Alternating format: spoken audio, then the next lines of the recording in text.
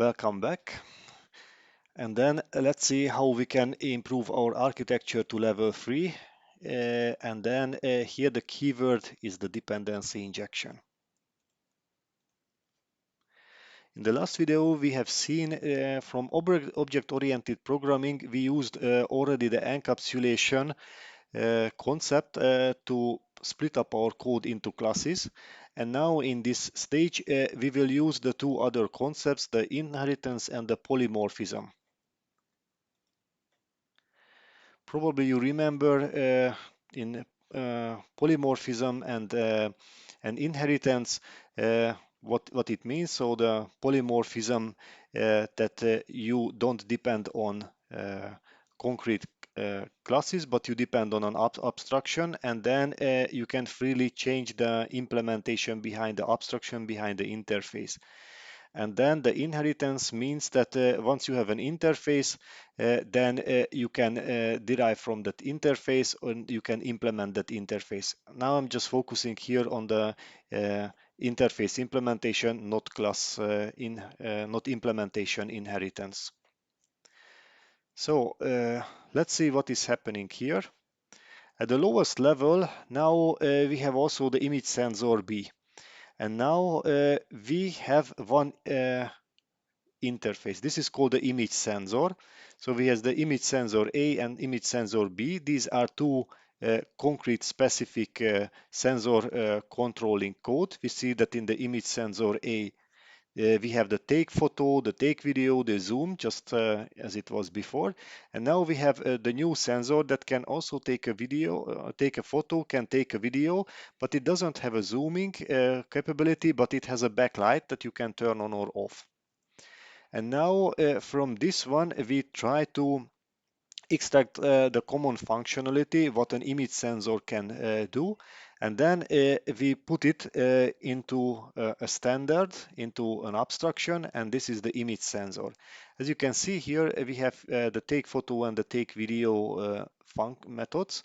And those are abstract. So at the interface level, we don't have any kind of implementation because there will be separate implementation that fulfill these abstract functions. These are also called virtual functions. If you look at the image algorithm, then something interesting is going to happen. Because in the image sensor, we don't have inside the algorithm, we don't have the image sensor hard-coded anymore, but we have a reference. So this end signal I used here as a reference. This is a notation for a reference. The take photo function is basically the very same as it was before. We take the photo and then we apply the filter. But what is special here that we have a constructor, and then in the constructor we take the image sensor reference and then we store it. So the big difference here that the image enhancement algorithm is not instantiating, not creating its own dependencies, but it is expecting the dependencies, its dependencies from somewhere outside. So it is just like the medical term, like injection. This is somehow coming from outside into your body. So the image sensor goes to the body of the image enhancement algorithm, and then it is working from there. If you go to the panel, it is very similar. So the panel is not creating anymore the image enhancement algorithm, but very similarly like before, the take photo panel takes it as a reference. So it is the dependency into the take photo. So the dependency is the image enhancement algorithm is injected from outside. Now we have seen these injections, but actually where this injection happens. So this is where the composition root concept comes in. So we have here the Acme camera. And now this is not only creating the take photo panel like before, but now it is responsible to build up the whole system. It is creating one specific version of the image sensor.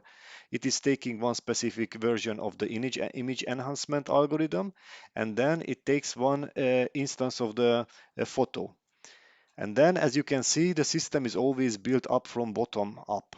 So first we have the image sensor, and then once we have the image sensor, then we can create the image enhancement algorithm, and then we inject immediately its dependency into it. So basically the image sensor is injected into it. And then finally we have the take photo panel, and then in the take photo panel we inject the image algorithm. So this is when the take photo panel gets the algorithm. And now uh, after the whole system is set up, then we are just kickstarting the application, and there we have it.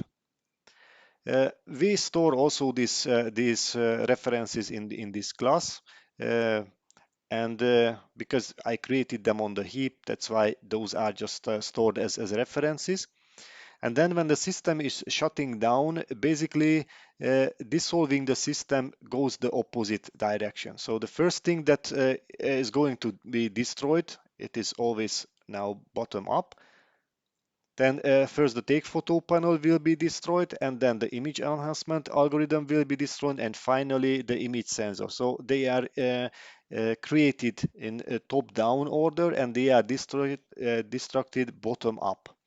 And because it is done this way, it can never happen that the image enhancement algorithm is instantiated without a sensor, or the image enhancement algorithm is destroyed after the sensor, because this order is preventing such kind of error to happen.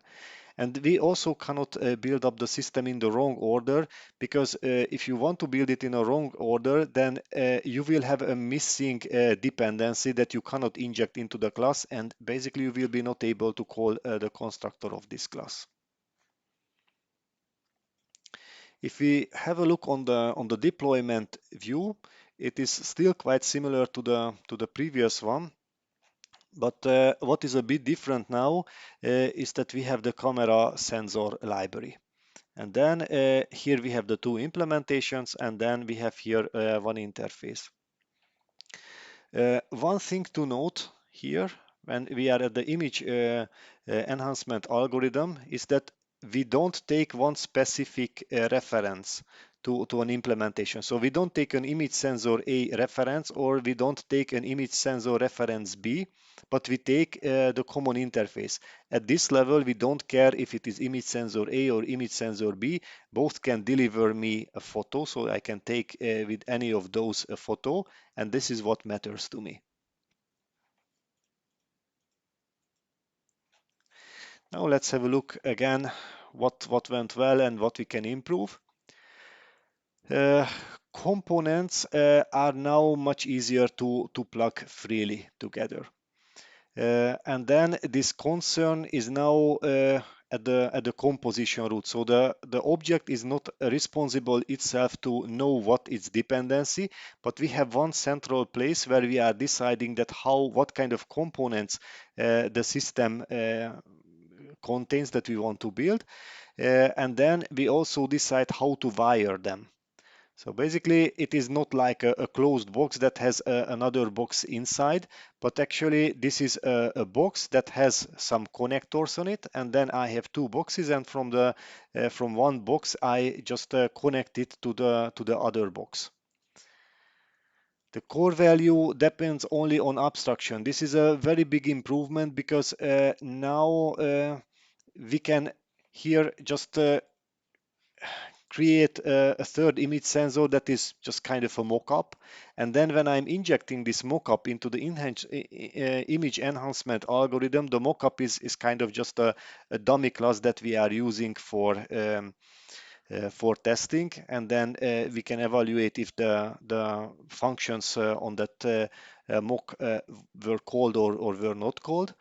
And then now if we start testing at this level, and then we are injecting the mock instead of a real camera, we are not bound to the hardware anymore. So it can run even on a normal PC. Product variants are also easier, because through these interfaces we can have much more variability, and then because we have outsourced all the component creation into the composition root, That's why it became possible during runtime that we can decide how the system looks like. If you just look at the composition case at level 2, then the system was hard coded, so we could create only one system. We had to change the code, and then we have to compile the code again to have another system. Now we can just read in a configuration file, let's say, and then in the composition root, we can decide if we instantiate camera A or camera B, and then we can have two different systems. Uh, we have achieved with interfaces that we can keep control over the class dependencies. So basically in one central place, we can decide what will be behind that interface, and then the algorithm, the beautification algorithm, becomes agnostic of the specific implementation. And unit testing of the business logic, which is very important, now becomes possible. So the business logic, again, this is the beautification algorithm, and this is what we want to keep as independent as possible. Uh, Still, actually, in this architecture, the business logic is less coupled with hardware or peripheral code, but it is still not taken as a central component. So we have seen that the UI code and the peripheral codes are and the business logic code are still more or less on the same level. We have seen that the image processing library still depends on sensors. So if we look at here, this is not ideal. It would be really great if we could somehow get rid of this dependency. It just needs this dependency because of this interface, but still, because the interface is here, we have this dependency. And then we will see later if we can do better, and then we can get rid of this dependency absolutely, and then we would have only this pure library, and then it would be that pure like the camera library now, that it does not depend on anything at all. Another problem what we have, that all cameras must implement this very same interface, and then that's why the unique features of the cameras become invisible. So if you go back here to the camera, you see that one camera could zoom, the other could turn the backlight on, but actually these are quite unique features. That's why they don't pop up on the interface, and that's why they are not accessible, for example, from this image enhancement algorithm. If you talk directly to the sensor, so for example, if you have here a test and then you call directly to the image sensor A, or you call the image sensor B, then you can access this functionality. But as soon as you are going through this abstraction, then they became unavailable.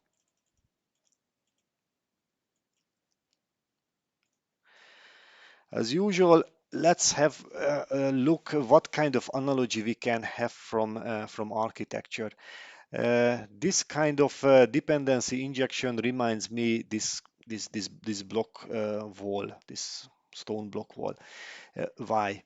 To me, the components are the blocks, and the interfaces between them, this is the shape. So basically, we have two kind of components. We have the thin components, and then we have the thick components.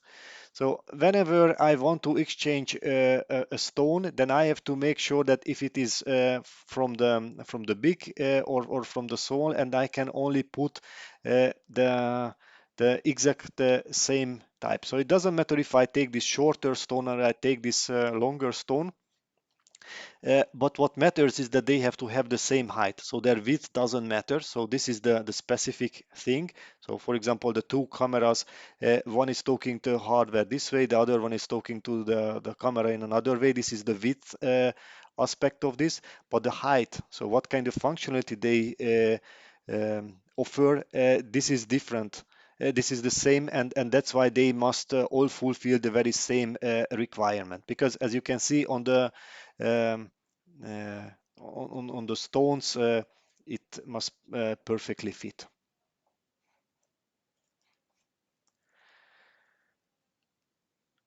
The dependency injection, what we have just seen here, this is a member of a bigger family, and this is called the inversion of control technique.